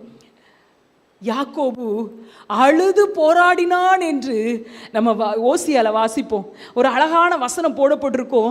ஓசியா 12:4 யாக்கோபு தகப்பட தன்னுடைய சகோதரனாகிய ஏசாவுக்காக முகத்துக்கு பார்க்க பயந்து இருக்கும்போது அதுல கூட போடப்பட்டிருக்காது தேவதூதனோடு போராடி மேற்கொண்டான் போடப்பட்டிருக்கோம். ஆனா ஓசியா 12:4 அவன் அழுது அவரை நோக்கி கெஞ்சினான். இந்த வார்த்தை அவ உள்ளத்துல ஆண்டவர் கொடுத்தாராம். யாக்கோபு அன்னைக்கு யாப்போக்குங்கிற நதிக்கரையில அழுது கெஞ்சுறாருல, இன்னைக்கு ஆண்டவர் அற்புதம் செய்யலன்னா நான் இன்றைக்கு இந்த இடத்தை விட்டு எழுப்ப போறது இல்லை அப்படின்னு சொல்லி கத்தி கத்தி கத்தி ஏசப்பான்னு சொல்லி தாவீதின் குமாரனை என்னென்னலாம் தெரியுமோ எல்லாத்தையும் சொல்லி உயிரை கொடுத்து கண்ணீர் சிந்தி ஜெபித்து அதே இடத்துல தூங்கிட்டா. தேவ சமூகத்திற்கு முன்பதாக சொல்கிறேன், மறுநாள் காலையிலே பல ஆண்டுகளாக மாத்திரை சாப்பிட்டு அவருடைய கணவருடைய வாழ்க்கையில் பெரிய மாற்றம், புது சிருஷ்டி, ரீஸ்டார்ட் பண்ணப்பட்டது அவருடைய வாழ்க்கை. ரீஸ்டார்ட் பண்ணப்பட்டது. 15 நாளுக்கு முன்னாடி பார்க்கிற அவருடைய முகரூபமே மாறி இருந்தது, சாந்தமாய் மாறி இருந்தது. பிள்ளைகள், எரிச்சல் அடைகிற பிள்ளைகள் அப்பாவை பார்த்தாலே, 2வது பையன் குட்டி பையன் கழுத்தை பிடிச்சி கட்டிட்டு இருக்கிறான், பார்க்கும் போதே சந்தோஷம். இதை தான் அவளுக்கு சாட்சியா சொன்னேன். உனக்கு தெரியும்ல இந்த நபரை, அவ வாழ்க்கையில் நடந்தது உனக்கு தெரியுமா? வெளியில் உனக்கு தெரியாமல் இருந்திருக்கலாம் இத்தனை ஆண்டு. ஆனால் ஒரே ஒரு இரவு எப்படி யாப்போக்குங்கிற நதிக்கரையில் பிடிச்சி அழுதானோ அப்படி அழுது ஆண்டவரிடத்தில் கெஞ்சி மன்றாடி அற்புதத்தை பெற்றுக்கொண்டாள் என்று சொல்லியிருக்கிறா. அத்தை நானும் செய்வேன். நான் உபவாசம் இருந்து ஜெபிக்க போறேன். அவர்கிட்ட சந்தேகப்படுறதுக்கு பதிலாக ஏசப்பாட்ட நான் விசுவாசத்தோடு ஜெபிக்க போகிறேன். இன்றைக்கு ஆண்டவர் நம்மிடத்திலேயே சொல்லுகிறார், இப்படிப்பட்ட சூழ்நிலையில் இருக்கிறீங்களா? ஆண்டவருடைய பாதத்தை விடாதீங்க. ஆண்டவருடைய பாதத்தை விடாதீங்க. அவர் பாதத்தில் வந்தவங்களுக்கு அற்புதம் உண்டு. ஹல்லேலூயா. நீங்க ஜெபித்து நீங்க பதில் கிடைக்கல நினைக்கிறீங்களா? யாக்கோவை போல போராடு, நீங்க நிச்சயமாய் வெற்றி பெற முடியும். 3வது கடைசியா ஒருத்தங்களை பார்த்து நம்ம முடிக்க போறோம். அவங்க யாருன்னா, இழப்பினால அவங்களுடைய வாழ்க்கை கண்ணீருக்குள்ள தள்ளப்பட்டது. அந்த வாழ்க்கையை ஆண்டவர் கண்ணீரை தொடச்சாங்க. அவங்க யோவான் 11வது அதிகாரத்தில் வர்றாங்க. யாரு நமக்கு தெரியும்? யாரு? மரியாள், மார்த்தாள் மரியாளுடைய சகோதரன் லாசரு மரித்து போனான். அதனால அவங்களுடைய கண்கள்ல இருந்து கண்ணீர். மரியாள் எப்போ எல்லாம் 3 முறை ஆண்டவருடைய பாதத்திலே இருக்கிறாங்க. லாசரு மரித்து போனான்னு செய்தியை கேட்டு ஆண்டவர் வரும்போது அவங்க அடக்கம் பண்ணியாச்சு, அவருடைய பாதத்தில் விழுறாங்க. தைலத்தை தன்னுடைய தலைமயிரினால் ஆண்டவருடைய பாதத்தை என்ன செய்யறவங்க? அவங்க தொடச்சவங்க, ஆண்டவருடைய பாதத்தில் அமர்ந்திருந்தவங்க. அந்த மரியாள் கண்ணீர் விட்டு, மார்த்தாளும் மரியாளும் லாசருனுடைய இழப்பை பார்த்து கண்ணீர் விட்டு அழுறாங்க. அப்போ அதில் ரொம்ப ஆறுதல் அளிக்கக்கூடிய வார்த்தை என்னன்னா, இயேசு கண்ணீர் விட்டார். இயேசு கண்ணீர் விட்டார். இன்னைக்கு இதில் வந்திருக்கிற நீங்கள் உங்கள் வாழ்க்கையில் ஏதோ ஒரு காரியத்துக்கு அழுதுட்டு இருக்கிறீங்களா? நான் தானே அழுறேன். ஏன் அழுறான்னு எல்கானா கேட்டார். எங்கள் வீட்டுக்கார் கேட்கக்கூட மாட்டாருங்க. ஆனால் நீங்களும் நானும் அழும்போது இயேசுவும் சேர்ந்து கண்ணீர் விடுகிற நபராயிருக்கிறார். ஹல்லேலூயா. எவ்வளோ பெரிய ஆறுதல் பாருங்களேன். மரியாள் அவளை நேசித்த ஒரு பெண், ஆண்டவருக்காக எல்லாவற்றிலும் ஆண்டவர் என்று முதலிடம் கொடுத்த ஒரு பெண்.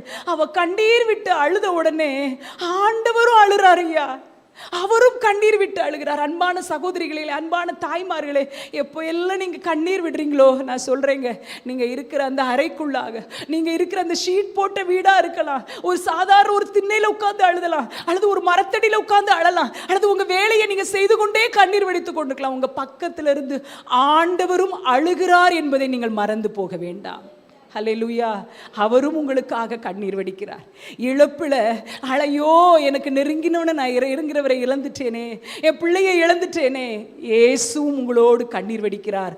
உங்கள் கண்ணீரை துடைக்கும்படி அவர் வந்திருக்கிறார். ஹல்லேலூயா. நான் என்னுடைய 24வது வயசு துவங்க போது என்னுடைய திருமணத்துக்கான ஆயத்தங்கள் எல்லாம் என்னுடைய குடும்பத்தார் செய்கிறாங்க. என்னுடைய அப்பா சொல்கிறாங்க, இவ்வளோ வருஷம் பிள்ளை கஷ்டத்தை பட்டுட்டா, வீட்டுக்குள்ளே இருந்துட்டா, அடுத்து நல்ல இடத்துல சம்பந்தம் பண்ணி வைக்கணும்னு ஒவ்வொரு இடமா திருமணத்துக்காக அவங்க எவ்வளோ கஷ்டப்பட்டால் நல்லா செய்து கொடுக்கணும் அப்படின்னு சொல்லி நினச்சிட்டு இருந்த நாள் என்னுடைய சொந்த சித்தப்பா மகனுக்கு திருமணம். அதனால் நாங்கள் ஒரு சென்னையிலேருந்து பெங்களூருக்கு போகிறோம். நானும் அம்மா அவங்களால ட்ரெயினில் ஏற முடியாது, காரில் ஒரு 2 நாள் முன்னாடி அங்கே இருக்கிற என்னுடைய அண்ணன் வீட்டுக்கு போகிறோம். மற்ற எல்லாரும் மறுநாள் ட்ரெயினில் அவங்களுக்கெல்லாம் புக் பண்ணியிருக்கிறாங்க. வீட்டுக்கு போன உடனே கொஞ்ச நேரத்தில் ஃபோன் வருது, அப்பா உடம்பு சரியில்லையா, நீங்கள் வாங்க அப்படின்னு சொல்லி ஃபோன் வருது. உடனே நான் சொல்கிறேன் அண்ணன்ட்ட, இல்லைண்ணே அப்பாவுக்கு ஒன்றுமே செய்யாது, நாளைக்கு இங்கே வந்துடுவாங்க, இங்கே வச்சு நம்ம பார்த்துக்கலான்னு சொல்கிறேன். ஆனால் கார் அதுக்குள்ளே வீட்டு வாசல் வந்துருச்சு. வீட்டுக்கு போகிறோம். அம்மா எல்லாரும் ஏற்றி மறுபடியும் ரிட்டர்ன் போகிறோம். எனக்கு அப்பாவுக்கு ஒரு வியாதி கூட கிடையாது, அவங்களுக்கு ஒன்றும் செய்யாது, நம்ம போய் பார்த்துக்கலாம் அப்படிங்கிற எண்ணத்தில் தான் நான் போகிறேன். ராத்திரி கிட்டத்தட்ட 1-1:30 மணி இருக்கும். எங்கள் வீடு இருக்கிற டேர்னிங்கில் அந்த கார் திரும்புது. முழிச்சு பார்க்குறேன், வீட்டை பார்க்குறேன், வெளியில் ஷாமியானா போடப்பட்டிருக்கு. என்னுடைய சித்தப்பா தாய்மாமா எல்லாம் வாசலில் உட்காந்துருக்குறாங்க. அப்போ தான் உள்ளத்தில் ஒரு இடி விழுந்ததை போல இருக்குது. ஐயோ, அப்பா இறந்துட்டாங்க போல, அதனால தான் ஷாமியானா போடப்பட்டிருக்கு. அம்மாட்டையே நம்ம அங்கேயே இறந்துட்டாங்கன்னு சொன்னால் அம்மாவுக்கு ஏதாவது ஆயிரும்னு சொல்லாமே அன்னை கூட்டு வந்துட்டாங்க போல. ஹாலில் ஃப்ரீசர் பாக்ஸை பார்க்குறேன், இருதயம் உடஞ்சி போகுது. கையை பிடிச்சி நடத்தி கூட்டு வந்து சேரில் உட்கார வச்சிருக்கிறேன். செயல்பட முடியாத தாய், இன்றைக்கு அப்பாவும் இல்லை. இருதயத்தில் எப்படி அழணும்னு கூட தெரியல, எப்படி சொல்லி அழணும்னு கூட தெரியல. கூட இருந்தவங்க சொன்னா, நீ கவலைப்படாத, அழுதுரு, எனக்கு அழ தெரியல, வார்த்தையை சொல்ல தெரியல. நான் அந்த ஃப்ரீசர் பாக்ஸை பிடிச்சிட்டு அவங்க முகத்தை பார்த்துட்டே நிற்கிறேன். செயல்பட முடியாத நிலையில் இருக்கிற தாய் இன்னைக்கு அப்பாவும் நமக்கு இல்லையா? அப்பாவுமே நமக்கு கிடையாது, என்ன நமக்கான காரியத்தை யார் செய்வாங்க அப்படின்னு சொல்லி இருதயத்தில் பல கேள்விகள். அடக்கம் பண்ணியாச்சு என் இருதயத்தில் போராட்டம். இருதயத்தில் அப்போ ஒரு நாள் ஆண்டவர்கிட்ட போய் சொல்கிறேன், ஏசப்பா நான் இவ்வளோ நாள் நினச்சிட்டேன் எனக்கு நல்ல அப்பா, நல்ல 3 அண்ணன் கொடுத்துருக்குறீங்க, எல்லாரும் எனக்கு சூப்பரான ஒரு பெஸ்ட்டான எதிர்காலத்தை அமைச்சு கொடுத்துருவாங்க அப்படின்னு நான் 50% தான் நான் உங்களை நினச்சிருக்கிறேன் ஏசப்பா, நம்பியிருக்கிறேன். இன்னொரு 50% எங்கள் அப்பாவை நம்பிட்டேன்னு நினைக்கிறேன் ஏசப்பா. இன்னைக்கு மன்னிச்சிருங்க, 100க்கு 100% நான் உங்களை நம்புகிறேன் ஆண்டவரே. எப்படிப்பட்ட வாழ்க்கை துணையை நீங்கள் எனக்கு தந்தாலும் சரி, எனக்கு தெரியும்ல, எபனை பற்றி உங்களுக்கு தெரியும்ல, நான் நடந்து வந்த பாதை உங்களுக்கு தெரியும்ல, நான் எதை விரும்புவேன்னு உங்களுக்கு தெரியும்ல. ஆனால் இது வேணும் அது வேணும் நான் கேட்கலப்பா, உங்கள் சித்தத்தின்படி எனக்கு ஒரு வாழ்க்கை அமைத்து தாங்கன்னு சொன்னேன். 6 மாதத்தில் ஆண்டவர் திருமண காரியங்களை ஒழுங்கு செஞ்சாங்க. ஏசப்பாட்ட நான் ஜெபிச்சதெல்லாம் நீங்கள் கேட்டால் சிரிப்பீங்க. சொல்லுவேன், ஏசப்பா எனக்கு நீங்கள் தானே அப்பா, அப்பா இருந்தால் நான் கேட்கலாம் இப்படி வேணும் அப்படி வேணும். நான் எதுவுமே உலகத்துக்கு இந்த மாதிரி சாரி, இந்த மாதிரி ஜுவல் ஒன்றுமே நான் கேட்க போகிறது இல்லைப்பா. நான் வானத்தையும் பூமியையும் படைத்த ஆண்டவருடைய பிள்ளை. எனக்கு திருமணத்தினாலைக்கு உங்கள் சர்வெண்ட் ஆஃப் காட்னு சர்வெண்ட்னு போட்டிருக்கல ஏஞ்சல்ஸை, அவங்கள எல்லாம் பணிவிடையின் ஆவிகளை எல்லாம் எனக்கு கல்யாண மண்டபத்துக்கு கூட்டு வந்துருங்க. அவங்க தான் எல்லாம் எனக்கு செய்யணும் சுவாமி. எல்லாவற்றையும் நான் ஜெபித்தபடியே ஆண்டவர் அனுப்பி வைத்தார். தூரமான உறவுகள் கூட அவ்வளவு அன்போடு வந்து ஆளுக்கு ஒரு பொறுப்புகளை ஏற்றுக்கொண்டார்கள். என்னுடைய கணவன் குடும்பத்தில் அவங்க மாத்திரம்தான், அவங்க குடும்பத்தினர் மாத்திரம் தான் ரட்சிக்கப்பட்டவங்க. உடன் பிறப்புகள், மாமா கூட அத்தை கூட எல்லாரும் ஆண்டவரை அறியாதவங்க. ஆனால் ஆண்டவர் அந்த நாளில் செஞ்ச காரியத்தை வைத்து இன்றைக்கு அவர்களை பார்த்தாலும் உங்கள் கல்யாணத்தில் தான் தெரிஞ்சுது கிறிஸ்தவங்கன்னா இவ்வளோ அன்பாக இருப்பாங்க போலன்னு நாங்கள் பார்த்தோம்ப்பா அப்படின்னு சொல்லுவாங்க. ஆண்டவரை முற்றிலும் அறியாதவர்கள். அப்படி தேவ தூதர்களைப் போல ஆண்டவர் உறவுகளை எல்லாம் கொண்டு வந்து நிறுத்திட்டாங்க. மேரேஜ்க்காக முன்னாடி ஆல்டர்கிட்ட வர்றோம். எங்கள் ஐயா சொல்கிறாங்க, எங்கள் ஐயர்வாள் சொல்கிறாங்க, அம்மா என் சர்வீஸில் கரெக்ட் நேரத்துக்கு திருமணத்துக்கு வந்த தம்பதி நீங்கள் தான்மா அப்படின்னு சொன்னாங்க. நான் உடனே சொன்னேன், இது யார்? ஏசப்போ அரேஞ்ச் பண்ண காரியம் இல்லை, அவர் நிறைவேற்றுகிற காரியம் இல்லை, ஒன்றுமே அதில் பிசகாது, எல்லாம் நேர்த்தியாக இருக்கும். நேர்த்தியாய் நடத்தி கொடுத்தார். இன்றைக்கு வரைக்கும் எனக்கு அவர் அப்பாவாக இருக்கிறார். ஏதாவது ஒரு இடத்துல இழப்பு நிமித்தம் கண்ணீர் வடிச்சிட்டு இருக்கிறீங்களா? கண்ணீர் வடிச்சிட்டு இருக்கிறீங்களா? நாயின் ஒரு விதவை, அவளும் கண்ணீர் வடிச்சா, ஐயோ எனக்கு இருந்த ஒரே ஒரு ஆண் துணை அவன் தானே, என் பிள்ளை தானே, வாலிபனா நான் வளர்த்து கொண்டு வந்துட்டேன், வாயை கட்டி வயிற்று கட்டி நான் சாப்பிடாம என் பிள்ளைக்கு கொடுத்து வாலிபனா வளர்த்து கொண்டு வந்துட்டேன், ஆனால் மறிச்சு போயிட்டானேன்னு கண்ணீரோட போற. அவ இயேசுவை கூப்பிடலை, ஆனால் இயேசு நாயின் ஒரு விதவையை தேடி வந்து அவளுடைய கண்ணீரை கண்டு வாடையை தொட்டு வாலிபனே எழுந்திரு என்று ஒரு சத்தம், வாலிபன் பிழைத்து கொண்டான். ஹல்லேலூயா. இன்னைக்கு எந்த இடத்துல உங்களுக்கு வெறுமை காணப்படுது, எந்த இடத்துல இழப்பை சந்திச்சு வெறுமையோடு இருக்கிறீங்க, அந்த இடத்துல அந்த நபர் இருக்கிறதை காட்டிலும் 1000 மடங்கு உங்களை அற்புதமாய் நடத்துவார். ஐயோ என் கணவர் இருந்தா என் பிள்ளைக்குரிய காரியத்தை நேர்த்தியா செஞ்சிருப்பாங்களே, அவங்க இருந்த காரியத்தை மேற்போட்டு கொண்டிருப்பாங்களே, என் அம்மா இருந்தா இதை செஞ்சிருப்பாங்களே, என் அப்பா இருந்தா இதை செஞ்சிருப்பாங்களே, ஐயோ அந்த நபர் இல்லையே, அதனால என் பிள்ளையின் காரியம் அப்படியே லாக் ஆகி விடுமோ, அவளுக்காக மேற்போட்டு செய்யல ஆட்கள் இல்லையோ இல்லையே என்று கலங்குறீங்களா? ஏசப்பா அந்த இடத்துல கூப்பிடுங்க. ஆண்டவரே இந்த இடம் காலியா இருக்குப்பா, இந்த சீட்டு வெறுமையா இருக்குப்பா, என் பக்கத்துல இருந்து என் வாழ்க்கை துணை என் பிள்ளை இதுல இல்ல ஆண்டவரே, இழப்பை சந்தித்து என் இருதய வேதனையோடு இருக்கிறது, நீங்க உதவுங்கப்பா, நீங்க சொல்லி பாருங்க. ராஜாக்களும் உன்னிடத்தில் நடந்து வருவார்கள் என்று சொல்லி வேத வசனம் சொல்லி இருக்கிறது போல மலைகளும் குன்றுகளும் மரங்கள் எல்லாம் கை கட்டும், அப்படி ஒரு திருமண காரியத்தை ஆண்டவர் நடத்தி கொடுப்பார். ஹல்லேலூயா. முச்செடிக்கு பதிலாக தேவதாரு விருட்சம் உங்கள் வாழ்க்கையில முளைக்கும், காஞ்சொரிக்கு பதிலாக மிருது செடி எழும்பும், அது கர்த்தருக்கு கீர்த்தியாகும், நிர்மூலமாகாத நித்திய அடையாளமாகவும் இருக்கும். காஞ்சொரியை போல என் வாழ்க்கை இருக்குன்னு நினைக்கிறீங்களா? முச்செடியை போல இருக்குதுன்னு நினைக்கிறீங்களா? அதை மாற்றுறதுக்கு ஆண்டவருக்கு லேசான காரியங்க. உங்க முன்னாடி இருக்கிற நான் அதுக்கு சாட்சிங்க. முச்செடி போல இருந்த வாழ்க்கை, முச்செடி போல இருந்த வாழ்க்கை, காஞ்சொரியை போல இருந்த வாழ்க்கை. ஏசப்பா ஒரு நாள் இந்த வசனத்தை காட்டி சொன்னாங்க, முச்செடி மாதிரி உன் வாழ்க்கை இருக்குன்னு நினைக்கியா? கள்ளி செடி மாதிரி இருக்குன்னு நினைக்கியா? முள்ளு முள்ளா இருக்குன்னு நினைக்கியா? ஓமவல்லி செடி நீ பார்த்துருக்கியா அப்படின்னு என் உள்ளத்தில் ஒரு கேள்வி. எனக்கு தெரிஞ்சதோட தானே ஏசப்பா என்கிட்ட பேசுவாங்க. அந்த ஓம வெளிச்செடி எப்படி மெதுன்னு இருக்கும் பார்த்துருக்கியா, அதே மாதிரி உன் வாழ்க்கையை நான் மாற்றுவேன், நம்புறியான்னு கேட்டாங்க. ஹல்லேலூயா. முட்செடிக்கு பதிலாக தேவதாரு முளைக்கும், காஞ்சொரிக்கு பதிலாக மிருது செடி எழும்பும், அது கர்த்தருக்கு கீர்த்தியாகும், நித்தியமாக அது நித்திய அடையாளமாகவும் இருக்கும் என்று கர்த்தர் சொல்லுகிறார். நீங்கள் மகிழ்ச்சியாய் புறப்பட்டு சந்தோஷமாய் கொண்டு போகப்படுவீர்கள். மலைகளும் குன்றுகளும் மரங்களும் உங்களுக்கு முன்பதாக கம்பீரமாய் முழங்கி வெளியின் மரங்கள் எல்லாம் கை கொட்டும், அது கர்த்தருக்கு கீர்த்தியாய் இருக்கும். மலைகள் போன்ற உயர்ந்த நபர்கள், மரங்கள் போன்ற தேவ ஜனங்கள் எல்லாரும் கை கொட்டுவாங்க, கை கொட்டுவாங்க. அப்படி உங்க வாழ்க்கையை தேவன் மாற்ற முடியும். ஹல்லேலூயா. ஏன் அழுகிறாய் ஸ்திரீயே, ஏன் அழுகிறாய்? ஏம்மா அழுற? அதற்கான பதில் கிட்டதான் இருக்கேன். நீரூற்று கிட்டதான் இருக்குது. அந்த கல்லறையை திறக்கக்கூடிய நபர் கிட்டதான் இருக்குது. பாடையை தொடக்கூடிய நபர் கிட்டதான் இருக்கிறேன். அண்ணாலே உன் கண்ணீரை துடைக்கக்கூடிய நபர் கிட்டதான் இருக்கிறேன். ஆண்டவர் எங்கேயோ இருக்காரு நினைச்சிடாதீங்க. கிறிஸ்தவ வாழ்க்கையின் முதல்ல நீங்க ருசி பார்க்க வேண்டிய அனுபவம், ஆண்டவர் என் கூட தான் இருக்கிறாரு. நான் கிச்சன்ல இருந்தா என் கூட இருக்கிறாரு, நான் வெளியே போனா என் கூட இருக்கிறாரு, என்னை பார்த்து கொண்டே இருக்கிறார், என் அங்கலாய்ப்பை அறிகிறார், என் கண்ணீரை அவருக்கு தெரியும், என்னுடைய குமுறல் அவருக்கு தெரியும். பரலோகத்தை எட்டுங்கிறத மறந்துடாதீங்க. அன்னாளுடைய கண்ணீர் பரலோகத்தில் எட்டுனதுனால தான் பைபிளில் எழுதப்பட்டாங்க. இன்னொன்னே மறக்கக்கூடாது, பெனினாளுடைய அவமானப்படுத்துகிற சொல், மனக்லேசப்படுத்துகிற சொல்லும் பரலோகத்தை எட்டிச்சு. அதனால தான் அதுவும் பைபிளில் எழுதப்பட்டிருக்கு. ஒருவேளை நான் பெனினாளாக இருக்கிறேன்னான்னு கூட யோசித்து பார்க்கணும். நீங்கள் யாரையாவது மனம் அடிவாக்குகிற வார்த்தையை பேசுனா அதுவும் பரலோகத்துக்கு போகுங்கிறத மறந்துடாதீங்க. ஆண்டவர் சொன்னார், கண்ணீரை துடைப்பேன், அழாதே அழாதே என்று சொன்ன ஆண்டவர் ஒரு காரியத்துக்காக அழுங்கள் என்று சொல்லுகிறார். ஸ்திரீயே ஏன் அழுகிறாய் என்று சொன்ன ஆண்டவர் சிலுவையை சுமந்து கொண்டு செல்லும் போது பின்னாடி திரும்பி பின்னாடி வந்த எல்லா பெண்களையும் பார்த்து, எனக்காக அழ வேண்டாம், உங்களுக்காகவும் உங்கள் பிள்ளைகளுக்காகவும் அழுங்கள். இன்றைக்கு ஆண்டவர் சொல்றார், நீங்க அழுங்கன்னு சொல்றார். யாருக்காக? உங்க குடும்பத்துக்காக அழுங்க, உங்க பிள்ளைகளுக்காக அழுங்க.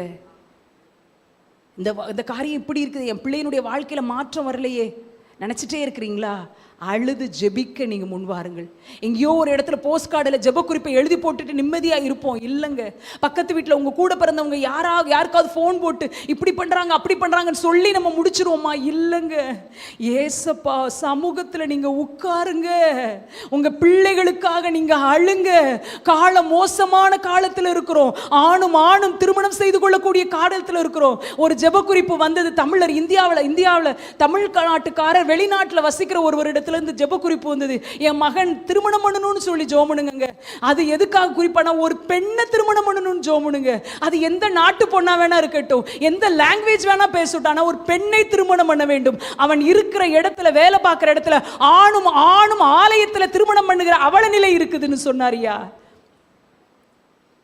பிள்ளைகளுக்காக அழுறோமா? பிள்ளை நல்லா படிச்சுட்டா போதும் நினைக்கிறோமா?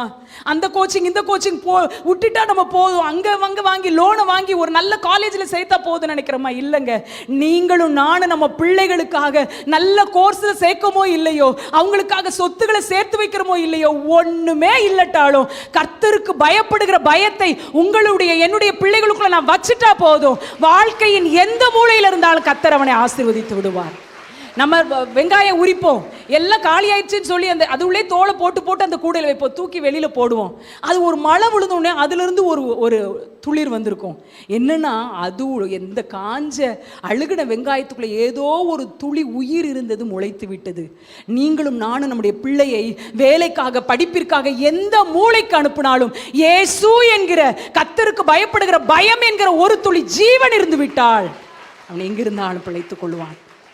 நினைக்காதீங்க, இல்லோ என் பிள்ளையை இப்படி சேர்த்தாதான், இந்த ஸ்கூல்ல சேர்த்தாதான். ஆண்டவர் எங்களுக்கு சொல்லி கொடுத்தாரு, எளிமையா கர்த்தருக்கு பயந்து வாழ்ற வாழ்க்கையை வாழ்ந்து உன் பிள்ளைகளை கவர்மெண்ட் ஸ்கூல்ல சேர்த்தாலும் நான் அங்க ஆசீர்வதிப்பேன். ஆண்டவருடைய கிருபையினால மூத்த பையன் 6லேருந்து 12 வரை கவர்மெண்ட் ஸ்கூலில் படித்து ஒரு நல்ல இடத்துல எளிமையாய் ஒரு சின்ன ஃபீஸ் கட்டி படிக்கக்கூடிய ஒரு நல்ல காலேஜில் சேர்க்க உதவி செஞ்சார். ஏங்க இன்டர்நேஷ்னல் ஸ்கூலில் சேர்த்தா தான் உங்கள் என்னுடைய பிள்ளையுடைய காலம் ஆசீர்வதிக்கப்படுமா? இல்லைங்க. ஏசப்பாவை பிடிச்சிக்கோ தம்பி, ஏசப்பாவை பிடிச்சிக்கோ, ஏசப்பாவை பிடிச்சிக்கோ. அவங்க துணியை அவங்க யூனிஃபார்மை எடுத்து மடிக்கும்போது தள்ள வச்சு மடித்து ஷெல்ஃப்குள்ளே வைக்கும்போது, ஏசப்பா என் மகனுடைய ட்ரெஸ்ஸுப்பா, என் பிள்ளை ஒரு கவர்மெண்ட் ஸ்கூலுக்கு போகுது, பொல்லாத பிள்ளைகளை சந்திக்குது, கஞ்சா இருக்குது, 4 ரூபா 5 ரூபா 10 ரூபானுக்கெல்லாம் கஞ்சா இருக்குது, என் பிள்ளைய பாதுகாத்து கொள்ளுங்கப்பா. உங்க பிள்ளையோட யூனிஃபார்ம் ட்ரெஸ்ஸை மடிக்கும் போது, ஒரு ஸ்கூல் ட்ரெஸ்ஸை மடிக்கும் போது இதை ஜோமடி வைங்க. உங்க பிள்ளைக்காக வைக்கும் போது, ஆண்டவரே என் பிள்ளை பெண் பிள்ளைப்பா, இவ்வளோ ஒரு உலகத்துக்குள்ள போகுது, என் பிள்ளைய பொத்தி பொத்தி காத்துக்கோங்கப்பா, பொத்தி பாதுகாத்துக்கொள்ளுங்கப்பா. அவளுடைய வாலிப வயது முடிகிற வரைக்கும் பொத்தி பாதுகாத்துக்கொள்ளுங்கப்பா. அவளுடைய துணியை மடிக்கும் போது ஜோமுனுங்க. அவங்களுடைய டிஃபன் பாக்ஸை கழுவுறீங்களா, ஸ்கூலுக்கு போன லஞ்ச் பாக்ஸை, அப்போ ஜோமுனுங்க. ஆண்டவரே டெய்லி கழுவுறே இல்லை ஏசப்பா, என் பிள்ளையை நீங்க கழுவிருங்க, சுத்தமானாய் மாற்றிருங்க, பழைய பாவங்கள்ல இருந்து விடுதலையை கொடுங்க, புது சிருஷ்டியா மாத்துங்க அப்படின்னு சொல்லி ஒவ்வொரு நாளும் வைங்க. சூடா டிஃபன் பாக்ஸுக்குள்ள சாப்பாடை வைக்கும் போது, ஆண்டவரே என் பிள்ளையும் ஆவில அனல் உள்ளவனா மாற்றுங்க. அனல் பறக்குது இந்த சோறுல, என் பிள்ளையை ஆவில அனல் உள்ளவனா மாற்றுங்க ஆண்டவரே. ஒவ்வொன்னையும் ஜெபிச்சு பிள்ளைகளுக்காக ஜெபிங்க.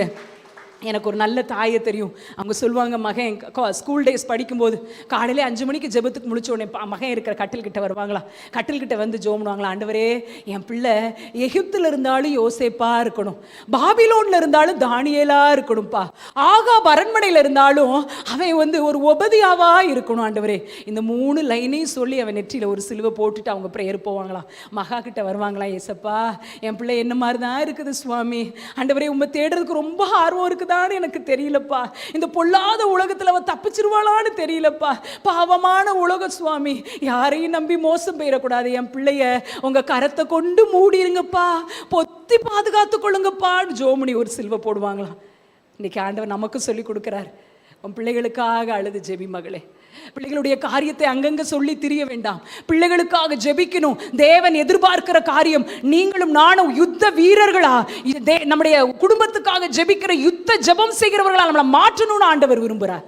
யாருக்கெல்லாம் அப்படி ஆசை இருக்குது, ஆண்டவரே நான் ஒரு தெபோராளா எழும்பணும், என் குடும்பத்துக்காக நான் எழும்பணும், என் பிள்ளைகளுக்காக எழும்பணும், என் குடும்பம் ஆசீர்வதிக்கப்படப்பட எழும்பணும். இவ்வளோ நேரம் நம்ம பார்த்ததெல்லாம் ஆண்டவருடைய மகிமையை பார்த்துருக்கிறோம். எவ்வளோ நல்ல தேவன், எவ்வளோ வல்ல தேவன். அவர் செய்ய சொல்லுகிற காரியம், மகளே உன் பிள்ளைக்காக நீ அழு. வெளியில இருக்கிற உன்னுடைய வாழ்க்கையை மட்டும் நீ பார்க்காத, அந்தரங்கத்தை பார்க்கிற தேவன் சொல்லுகிறார், உன் பிள்ளைக்காக அழுது ஜெபின்னு சொல்லுகிறார், உன் குடும்பத்துக்காக அழுது ஜெபின்னு சொல்கிறான் ஆண்டவர்கிட்ட. ஆண்டவரே என் குடும்பத்தை ஒப்பு கொடுக்குறேன்ப்பா, என் கண்ணீரை நீங்கள் தொடச்சிருக்கிறீங்க, என் கண்ணீரை நீங்கள் துடைக்க வல்லவர். எல்லாரும்